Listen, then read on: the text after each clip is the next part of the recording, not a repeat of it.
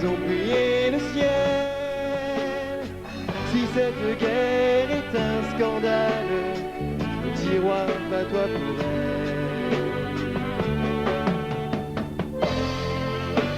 Il sera roi, elle sera reine, dans un château de porcelaine.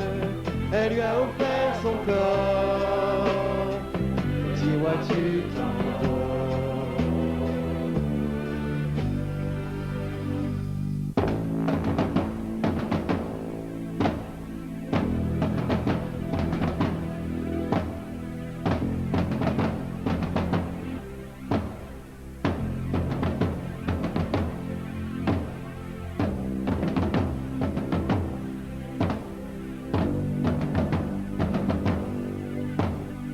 À l'ombre d'une bruyère, tu as l'air endormi. Tu écoutes courir la rivière, les canons résonnent dans la nuit. Ne t'endors pas, réveille-toi.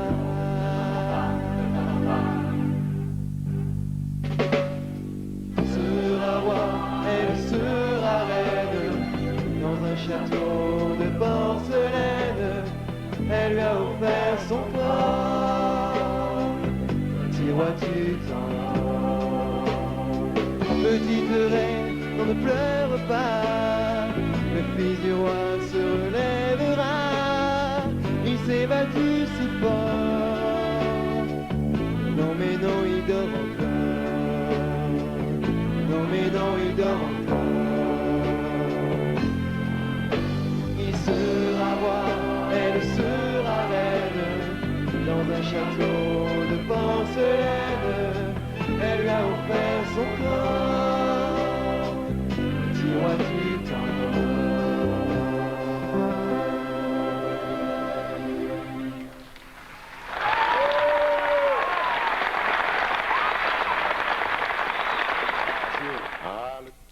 C'était quand même un sacré gamin. À 19 ans, il est rentré du Mexique avec des amis pour se battre sur le front chez nous. Certains y ont laissé leur peau, lui, un bout d'épaule. Enfin, on l'a envoyé en convalescence chez l'oncle Firmin à Josier. Et c'est là-bas qu'il a connu Maria, c'est ça? Eh oui, Pichou. Ouais. C'est là-bas qu'il a connu Maria. Et puis, cette histoire, c'était peu une victoire de la vie sur l'amour et sur la guerre. Faut dire qu'à cette époque, depuis quelque temps, on passait plus de temps à graver les noms de nos victimes sur les monuments aux morts de nos villages qu'à s'occuper de mariage. Mais enfin, l'Allemagne venait de capituler, l'armistice était signé, place à la vie et place à la fête. Josier, 1918.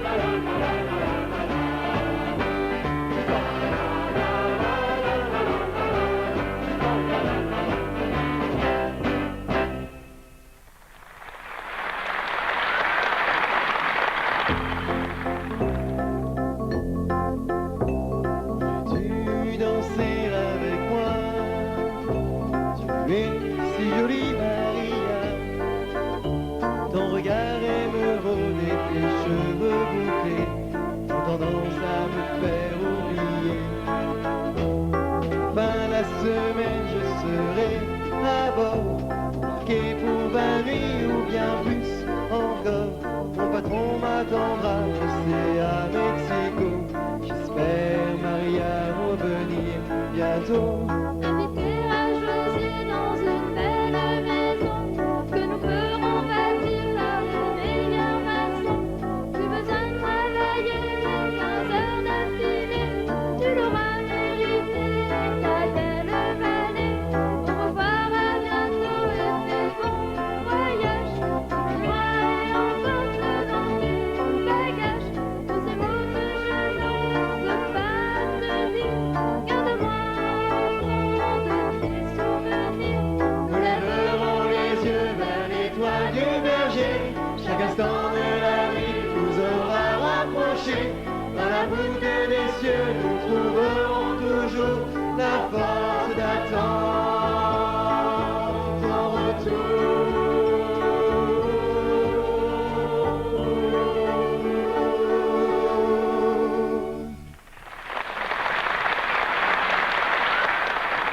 Tu vois, Petiot, il fallait, à cette époque-là, plusieurs semaines au courrier pour aller de Josier à Mexico. Mais c'était devenu et c'était resté le seul moyen de contact entre Maria et le Pitchoun. Alors, ils se sont écrits tant et tant de lettres que on aurait pu en faire un véritable livre. Et pourquoi le Pichoun ne rentrait pas à Josier alors? Eh oui, je sais bien, il avait le cœur en capilotade derrière son comptoir. Il se mourait d'amour pour sa Maria. Mais par ailleurs, il avait aussi beaucoup de respect pour ce monsieur Arnaud et il se considérait un peu comme son fils spirituel. Et puis il faut dire que le monsieur Arnaud, il était plus très en forme. Enfin, lui, c'était un peu l'âge et la fatigue.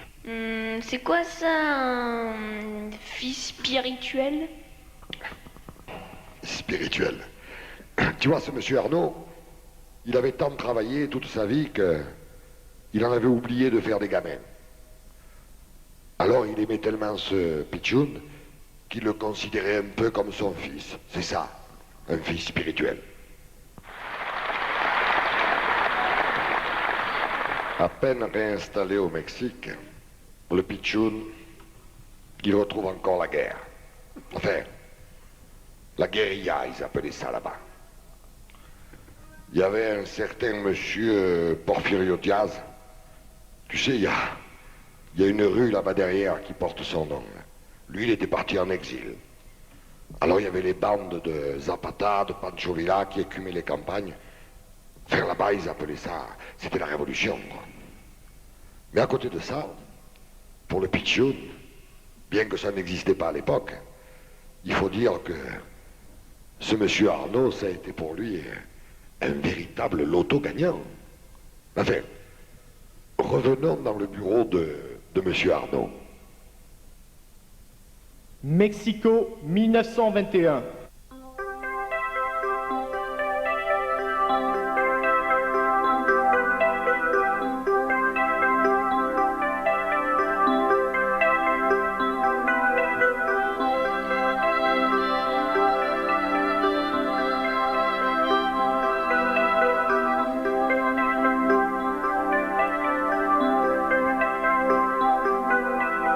T'ai rencontré petit un matin de printemps, la place du gravier, ton père et ta maman avaient tant de soucis pour nourrir les marmots que je t'ai amené avec moi à Mexico.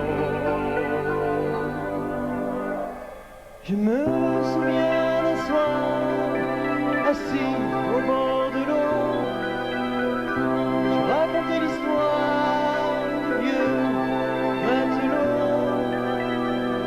Il disait toujours, je cherche le trésor que la mer de me donner. Tu vois, je l'attends encore.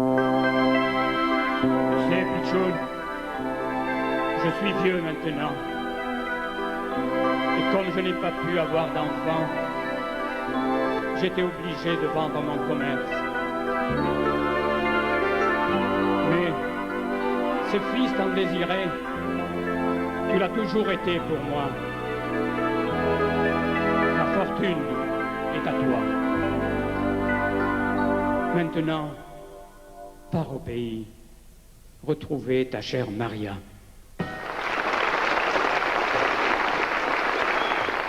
Petio, tu peux pas imaginer ce pitchoun sur le bateau du retour comme il était heureux de rentrer en France. Il avait des sous plein les poches. Vraiment beaucoup? Bon, il avait toute la fortune de Monsieur Arnaud. Alors je vais te dire, il rentrait, c'était... Il ne pensait qu'à sa Maria qui lui avait promis une véritable marmaille. Le dos, les mains usées de sa mère, le dos cassé de son père, tout ça s'était oublié. Il pensait à la maison Claire, à Josier, au jardin fleuri. Enfin, il pensait à tout ça, mais néanmoins, en même temps, le pitchoun, il n'a jamais oublié que des centaines d'Ubaïens n'avaient pas eu sa chance. Et ça, toute sa vie, tu vois, Petio, toute sa vie, le pitchoun, ça, il ne l'oubliera jamais. Jamais. Jamais. Et on se retrouve aujourd'hui, mardi 13 août 1996, à Fouillouse.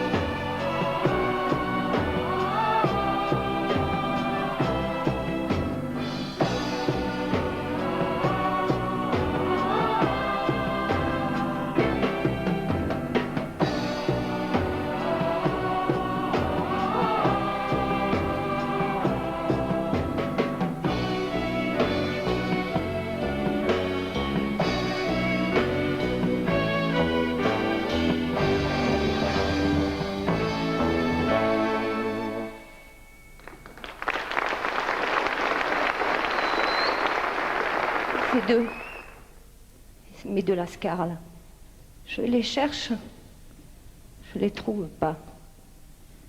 Pourtant je leur ai dit, vous allez vous promener, d'accord, moi je veux bien, mais à la nuit vous rentrez. Parce que moi, Maria, 96 ans, je suis pas trop en forme pour aller les chercher dans la nature. J'ai l'arthrose à la hanche, le rhumatisme à coude, je suis pas très bien. Eh bien, il fait nuit, la soupe bout dans la marmite, et ces deux-là, ils sont pas là. Remarquez, l'avantage, c'est que je sais où ils sont. Ils sont toujours sur le vieux banc, là-bas sur la place, et ils se racontent des histoires à qui mieux. Ah, d'ailleurs, je les vois.